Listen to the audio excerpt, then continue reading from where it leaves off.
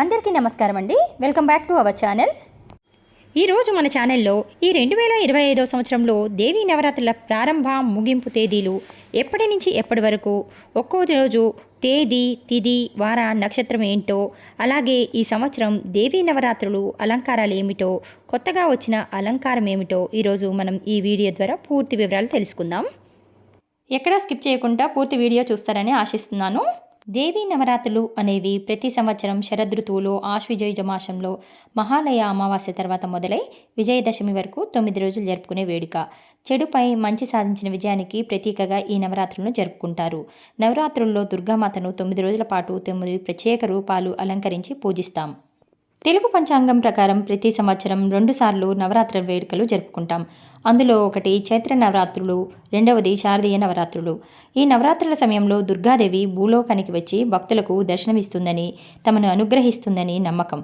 సాధారణంగా అమ్మవారిని నవరాత్రుల్లో 9 రాత్రులు 10 అలంకారాల్లో పూజిస్తారు. అయితే ఈ సంవత్సరం 11 రోజుల పాటు దసరా శరన్నవరాత్రులను జరుపుకుంటున్నామని పండితులు సూచిస్తున్నారు. అయితే ఈ సంవత్సరం తిథి వృద్ధి చెందటంతో దసరా శరన్నవరాత్రులు 11 రోజుల పాటు నిర్వహించాలని ఆలయ పండితులు సూచిస్తున్నారు. ప్రతి సంవత్సరం అమ్మవారికి 10 అలంకారాలు ఉంటాయి. అయితే ఈ 2025 సంవత్సరంలో అమ్మవారు 11వ అలంకారంలో భక్తులకు దర్శనం ఇవ్వనున్నారు. ఈ 2025 సంవత్సరంలో దేవీ శరన్నవరాత్రులు ఎప్పుడు ప్రారంభమవుతాయో, 11 అలంకారాలు ఏమిటో ఇప్పుడు తెలుసుకుందాం. స్వస్తి శ్రీ చాంద్రమాన శ్రీ విశ్వాసునామ సంవత్సరం దక్షిణాయనం శరదృతువు ఆశ్వయుజ మాసం శుద్ధ పాడ్యమి తిథి సెప్టెంబర్ 22 సోమవారంతో దేవీ నవరాత్రులు ప్రారంభమై ఆశ్వయుజ శుద్ధ దశమి తిథి అక్టోబర్ 2 గురువారంతో ముగుస్తున్నాయి. దసరా నవరాత్రులు 11 రోజులు వచ్చాయి కాబట్టి అమ్మవారు 11 అవతారాల్లో దర్శనం ఇవ్వనున్నారు. శరన్నవరాత్రుల్లో మొదటి రోజు సెప్టెంబర్ 22 సోమవారం ఆశ్వయుజ శుద్ధ పాడ్యమి తేదీ ఆ అమ్మవారు శ్రీ బాలా త్రిపుర సుందరి దేవి అలంకారంలో దర్శనం ఇవ్వనున్నారు. త్రిపుర సుందరి దేవి త్రిపురాత్రయంలో మొదటి దేవత. అందుకే ఉపాసకులు త్రిపుర సుందరి దేవి అనుగ్రహం కోసం చూస్తారు. ఈ రోజు 10 సంవత్సరాలలో పిల్లల్ని అమ్మవారి స్వరూపంగా భావించి కుమారి పూజ చేస్తారు. సెప్టెంబర్ 23 మంగళవారం శ్రీ గాయత్రీదేవి అలంకారంలో అనుగ్రహిస్తారు. వేద స్వరూపం గాయత్రీదేవి గాయత్రి మంత్రం. గాయత్రీదేవి చక్రం, గద, అంకుశం ధరించి దర్శనమిస్తుంది. గాయత్రి ఉపాసనతో మంత్రసిద్ధి బ్రహ్మజ్ఞానం కలుగుతుంది. గాయత్రి మంత్రజపంతో చతుర్వేద పారాయణ ఫలితం లభిస్తుంది. మూడవ రోజు సెప్టెంబర్ 24 బుధవారం శ్రీ అన్నపూర్ణాదేవి అలంకారంలో దర్శనమిస్తారు. జీవకోటికి ఆధారం అన్నం. అందుకే అన్నం పరబ్రహ్మ స్వరూపం అంటారు. సాక్షాత్తు పరమేశ్వరుడికి భిక్ష పెట్టిన దేవత అన్నపూర్ణాదేవి. ఈ తల్లిని ధ్యానిస్తే ధనధాన్య వృద్ధి, ఐశ్వర్య సిద్ధి కలుగుతాయి. అన్నపూర్ణాదేవి ధరించిన రసపాత్ర అక్షయ శుభాలను అందిస్తుంది. 25 గురువారం ఈరోజు తిథి ఆశ్వయుజ సిద్ధ చవితి. ఈరోజు అమ్మవారు శ్రీ కాచాయిని దేవి అలంకారంలో దర్శనం ఇవ్వనున్నారు. ఇదే ఈ 2025 సంవత్సరంలో కొత్తగా చేర్చిన అలంకారం. ప్రతి 10 సంవత్సరాలకు ఒకసారి తిథి అనేది వృద్ధి చెందుతుంది. ఈ దసరా శరన్నవరాత్రుల్లో 11 రోజుల పాటు జరగనున్నాయి. ఇంతకుముందు 2016 సంవత్సరంలో 11 రోజుల పాటు జరిపారంట. అప్పుడు కూడా తిథి వృద్ధి చెందడంతో అమ్మవారిని కాచాయిని దేవిగా అలంకరించారు. మళ్ళీ ఈ 2025 సంవత్సరం అమ్మవారిని కాచాయిని దేవి అలంకారం చేయనున్నారు. 5వ రోజు సెప్టెంబర్ 26 శుక్రవారం ఆశ్వయుజ శుద్ధ చవితి, తదుపరి పంచమి తేదీ.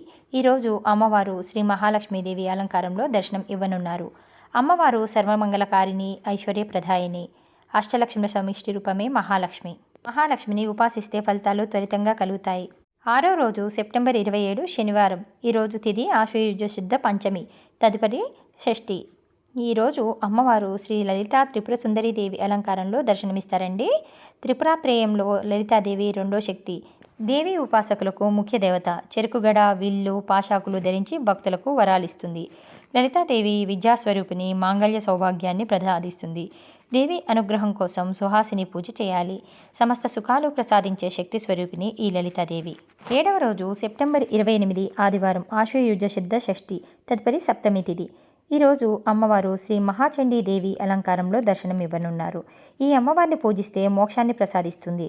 8వ రోజు సెప్టెంబర్ 29 సోమవారం. ఈరోజు తిథి ఆశ్వయుజ శుద్ధ సప్తమి, ఆ తర్వాత తిథి అష్టమి తిథి ప్రారంభమవుతుంది. ఈరోజు నక్షత్రం మూల నక్షత్రం. ఈరోజు అమ్మవారు శ్రీ సరస్వతీదేవి అలంకారంలో దర్శనమిస్తారు. శరన్నవరాత్రుల్లో మూల నక్షత్రానికి చాలా విశిష్టత ఉంది. జగన్మాత చదువుల తల్లి సరస్వతి రూపంలో దర్శనమిచ్చే రోజు. బ్రహ్మ చైతన్య స్వరూపిణిగా సరస్వతిని పురాణాలు అభివర్ణించాయి. త్రిశక్తి రూపాల్లో సరస్వతి మూడో శక్తి రూపం. సంగీత సాహిత్యాలకు అధిష్టాన దేవత. ఈ తల్లిని ఆరాధించడం వల్ల బుద్ధి వికాసం, విద్యాబలం కలుగుతాయి. 9వ రోజు సెప్టెంబర్ 30 మంగళవారం రోజు. తిథి ఆశ్వయుజ శుద్ధ అష్టమి.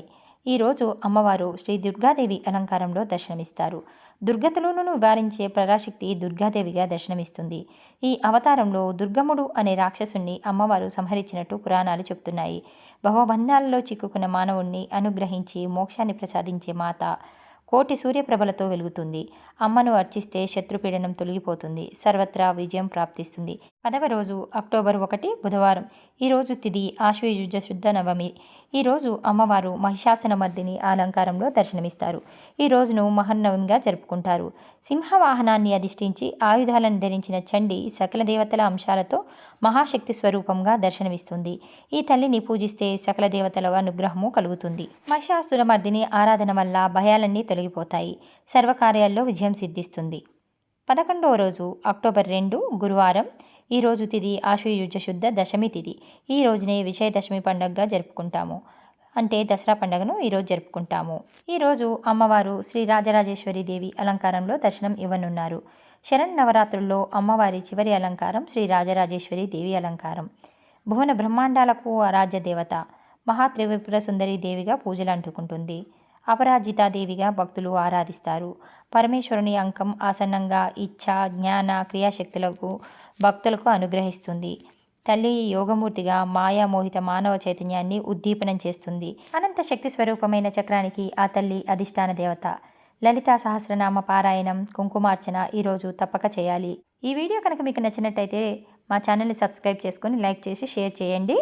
మరొక మంచి వీడియోతో మళ్ళీ ముందుకు వస్తాను. అంతవరకు సెలవు.